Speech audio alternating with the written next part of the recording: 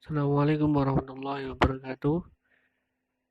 Pada kali ini kita akan belajar tentang iman kepada kitab-kitab Allah. Kemarin kita sudah belajar tentang kitab Taurat, kitab Zabur, dan kitab Injil. Maka pada hari ini saya akan menerangkan tentang kitab Al-Quran. Iman kepada kitab-kitab Allah. Tapi sebelum kita melanjutkan materinya, mari kita berdoa, baca suratul Fatihah. Semoga apa yang kita pelajari pada kali ini mendapatkan berkah dari Allah Subhanahu wa taala hingga ilmu kita menjadi ilmu yang manfaat di dunia dan akhirat. Ala yadiniyah biridhoillah wa bisyafaati rasulillah. Al-Fatihah.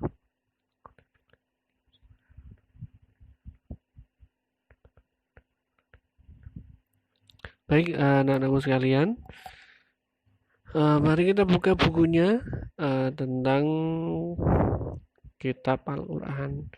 Saya akan mengulas terlebih dahulu tentang kemarin yang sudah kita pelajari bahwa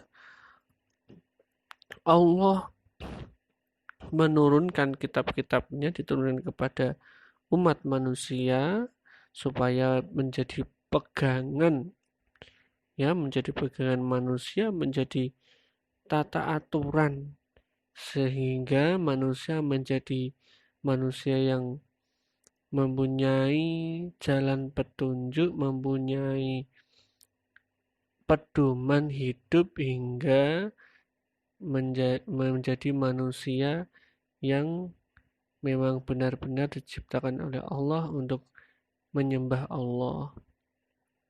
Nah, kitab Taurat kemarin kan kita sudah bahas bahwa kitab Taurat diturunkan kepada Nabi Musa alaihissalam, ya, yang isinya itu tentang hukum-hukum syar'i.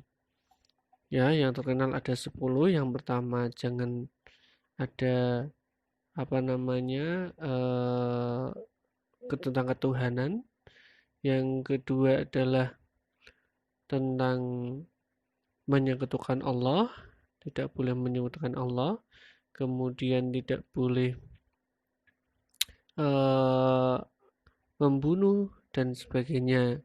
Kemudian di kitab Taurat itu juga berisi tentang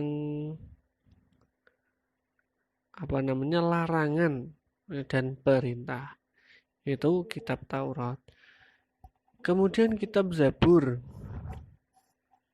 Kitab Zabur berisi tentang kumpulan pujian-pujian kepada Allah atas segala nikmatnya. Selain itu berisi tentang zikir, doa, nasihat, dan hikmah. Nah, kitab Zabur ini juga berisikan kitab Taurat. Jadi kitab Zabur isinya juga ada larangan-larangan, ada ketauhidan dan juga. Nah, kemudian dalam Quran surah Al-Isra ayat 55 di sini dikatakan bahwa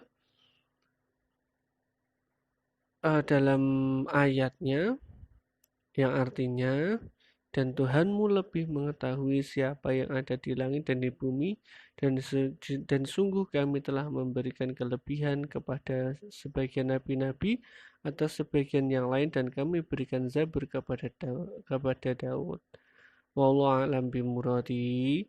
Pada ayat ini menerangkan bahwa Allah memberikan kelebihan mukjizatnya kepada Nabi itu untuk menunjukkan kekuasaan Allah kepada manusia, supaya manusia mau bertaubat kepada Allah, dan juga diberikan kepada kitab, ya, kitab sebagai apa, petunjuknya umat. Karena apa? Setiap umat manusia itu memiliki tatanan dan aturan yang berbeda-beda di masanya. Seperti umatnya Nabi Musa berbeda dengan umatnya Nabi Daud, dan umatnya Nabi Daud berbeda juga dengan umatnya Nabi Isa, juga berbeda dengan umatnya Nabi Muhammad. Nah, itu tentang kitab Zabur. Maka kalau isi bernyanyian-nyanyian di sini maka masih juga digunakan hingga saat ini nyanyian-nyanyian yang sudah kita laksanakan, tapi nyanyiannya berbeda dengan zamannya Nabi Daud. Nah, mulanya kalau di sini ada yang nyanyi-nyanyi, sholawatan boleh-boleh saja ya. Yang penting dengan tata aturan yang baik, tidak boleh dengan cara yang menunjukkan kekeliruan atau menunjukkan sifat yang kurang disenangi. Kitab Injil. Nah, kitab Injil ini diturunkan kepada siapa? Kepada Nabi Isa alaihi salam. Dalam Quran surah Al-Maidah yang artinya, dan kami iringkan jejak mereka nabi-nabi Bani Israel dengan Isa putra Maryam membenarkan kitab-kitab sebelumnya yaitu Taurat, dan kami telah memberikan kepadanya Injil sedang di dalamnya ada petunjuk serta pengajaran untuk orang-orang yang bertakwa. Nah, di kitab Injil ini isinya juga sama seperti kitab Taurat dan kitab Zabur, ya. Isinya ada larangan, ada perintah, tapi lebih disempurnakan lagi. Makanya di zamannya Nabi Isa itu banyak keutamaan-keutamaan. Ya, teman-teman. Di sini banyak hati, digunakan hati. Makanya ceritanya Nabi Isa itu sungguh sangat istimewa sekali. Kalau zaman sekarang itu tidak ada ya, mengaku mempunyai anak ya, tapi tidak ada bapaknya ya, tetap tidak bisa. Kalau Nabi Isa kan berbeda, memang benar-benar beliau adalah utusannya Allah, Nabi utusannya Allah yang di situ tidak ada bapaknya. Jadi kalau di dalam ilmu agama Islam itu manusia itu dibagi menjadi 4 macam. Yang pertama adalah tidak punya bapak dan tidak punya ibu. Siapa itu? Nabi Adam alaihissalam. Kemudian tidak punya ibu tapi punya bapak. Siapa?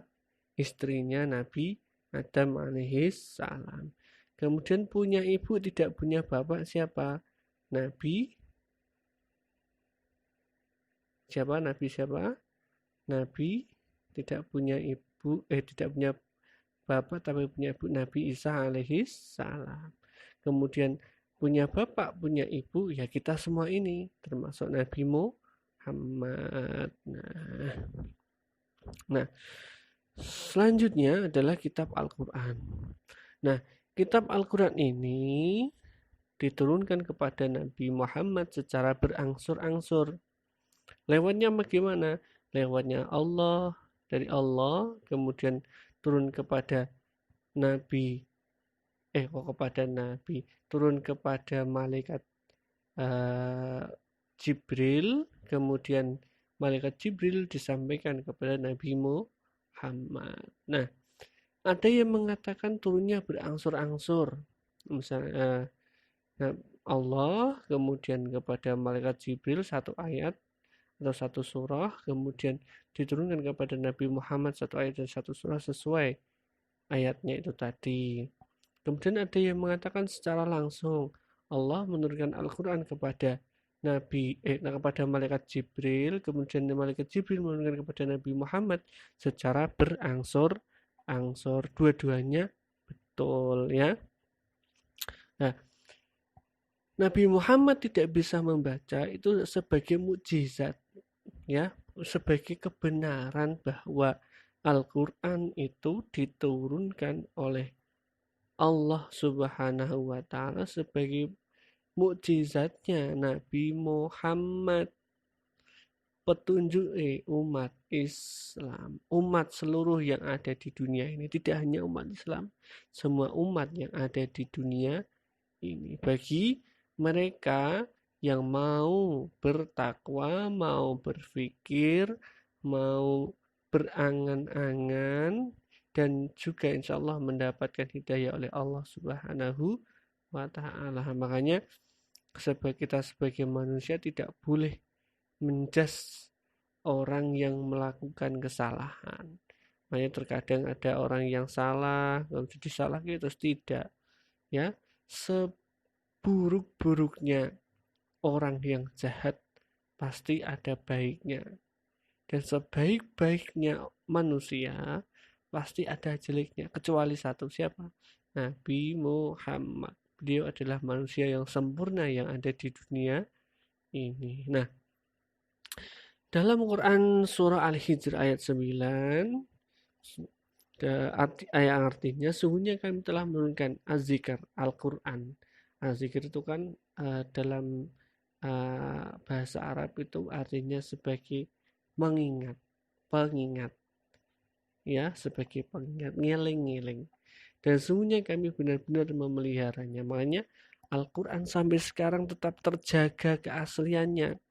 Dan tidak ada orang yang bisa meniru Al-Quran walaupun sedikit saja. Nah, itu Al-Quran. Nah, isi Al-Quran itu apa saja? Yang pertama adalah tauhid, yakni tentang keimanan kepada yang gaib, kitab Allah dan akhirat. Tauhid itu berarti apa? Ya, iman kepada, ya isinya iman.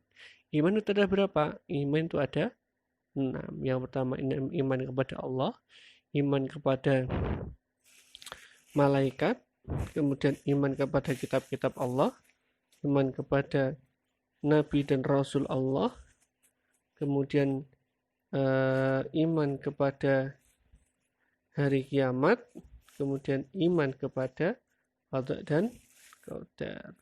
Itu iman. Ya, saya ulangi, iman itu ada 6. Satu, iman kepada Allah, kemudian iman kepada malaikat, iman kepada kitab-kitab, iman kepada nabi dan rasul, iman kepada hari kiamat, dan iman kepada qada dan qadar Allah. Nah, mengenai tentang iman, di kitab Durarul Bayan, ya, ini ada banyak cabang-cabang iman, akeh cabang-cabang iman. Nah, nanti kita ketemu, kita akan membahasnya, ya. Kemudian yang kedua adalah syariah. Syariah berisi hukum-hukum Allah. Nah, syariah ini di dalam kitab Al-Quran itu sudah jelas. Tetapi kejelasan di kitab Al-Quran diterangkan di mana? Di sunnah dan hadis Nabi. Nah, setelah Nabi Muhammad wafat, diteruskan siapa? Diteruskan oleh sahabat-sahabat Nabi. Setelah sahabat-sahabat Nabi siapa? Sahabat-sahabat Nabi ada tabi'in dan seterusnya. Hingga ketemulah ada mazhab Imam 4. Siapa mazhab Imam 4? Yang terkenal itu adalah Imam Maliki, ada Imam Hanafi, ada Imam Syafi'i, dan Imam Hambali. Beliau adalah para imam besar yang hukum-hukumnya digunakan sampai saat ini. Nah, kenapa ada mazhab 4? Ada mazhab 4 digunakan untuk apa? Berijtihad. Karena kebenaran itu hanya milik Allah dan manusia itu boleh berijtihad. Berijtihad itu apa? Berijtihad itu mencari hukum, ya, mencari hukum mencari jalan keluar jika ada masalah yang belum bisa dipecahkan. Mulai sampai sekarang semuanya sudah jelas karena sudah dibahas oleh Imam 4 itu. Ada kitab-kitabnya banyak sekali tentang syariah. Yang ketiga adalah akhlak, yakni tentang pedoman berakhlak. Mulai di kitab Al-Quran juga ada kan, kita disuruh untuk menghormati kedua orang tua, baik kepada tetangga, ya, kepada hewan dan seterusnya. Ibadah, ya, ini tentang ketentuan hubungan manusia dengan Allah. Disuruh apa? Disuruh sholat, disuruh puasa, berzikir dan seterusnya. Muamalah ini tentang ketentuan hubungan dalam kehidupan sosial, hubungan manusia dengan manusia itu muamalah. Seperti apa? Jual beli, ya, kemudian apa? Hidup bertetangga, kemudian belajar dan seterusnya. Sejarah bersih tentang tentang kisah-kisah para nabi dan rasul dan umat terdahulu.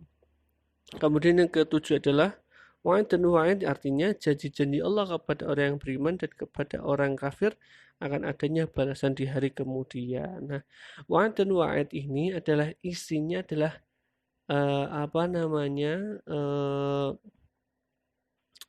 ancaman, larangan, ya, dan juga ada ganjaran. Mulai biasanya di situ ada dikatakan bagi orang yang berzikir, orang yang bersabar, dia akan disayang oleh Allah dan seterusnya.